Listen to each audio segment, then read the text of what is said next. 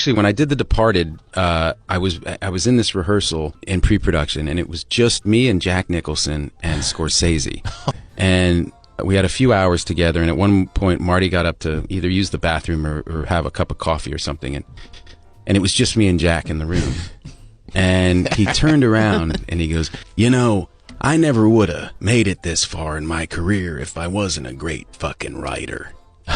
Really? Yeah, out of nowhere. And it was the most, and I went like, and it was like everything clicked into place. And I went, of course, like, how do you have a 40-year career? Right. Without being able to put your own kind of imprimatur on something, or, you know, understand. Fix it. Yeah, fix it or not touch a comma of it. Right. And, you know what I mean? And, he knew it. And be more often right than wrong. It's like, it's because he was a great writer. I'll give you one story. I mean, I've probably told you this because it's one of my favorite. It was my favorite thing that happened on The Departed, about a scene that I was not in, but he was. And the scene said, it was 1/8 of a page, and it said, Costello, which is the name of his character, Costello executes man kneeling in the marshes. Right? So you go, okay.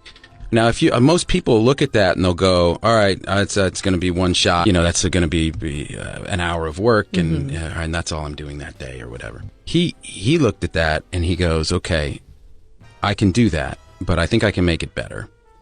And so he's telling me this story. He goes, so what I do is, he goes, I come from the Roger Corman school, so I'm not going to add any time, and I'm not going to add to your budget. But instead of a man kneeling in the marshes, I make it a woman. And I go, oh, okay. And he goes, so I'm going to execute a woman, but I'm not going to be alone.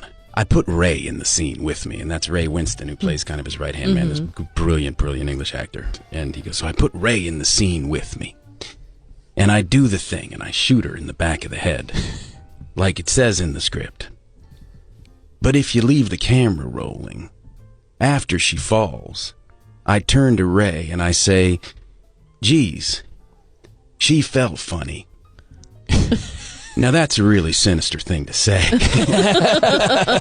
Because it means I do this a lot, and there's a way people fall. Right. And she didn't fall that way. And I go, oh, yeah, I get it, man, I get it. He goes, now you could end the scene there, but if you leave the camera rolling, Ray steps forward and he reveals that he's holding an axe.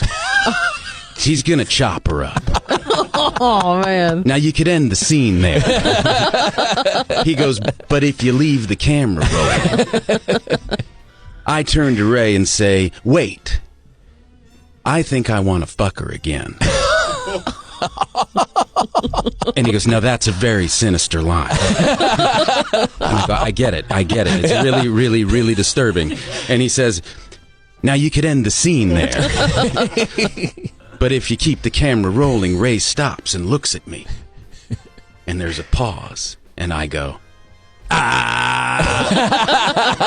He goes, and that's a sinister thing to do because we're making a joke out of this whole thing. And I go, yeah, I get it. He goes, now you could end the scene there. But if you leave the camera rolling, God. Ray says, Francis, you really ought to see someone. And so that's what they did. He took this 1/8 of a page scene and he did all of that. Yeah. And they had 2 cameras on it so it could cut back and forth. And what Marty ended up cutting was he shoots her, she falls. He says, geez, she fell funny. Right. And Ray looks at him and says, Francis, you really ought to see someone. Right. Right. So, but he just gave him all of these options. Right. Like, as dark and as sick as you want to go. Yeah. And he's playing a psychotic killer. Yeah. Right. Yeah. And so it's just, that's what a great writer looks like. That's right.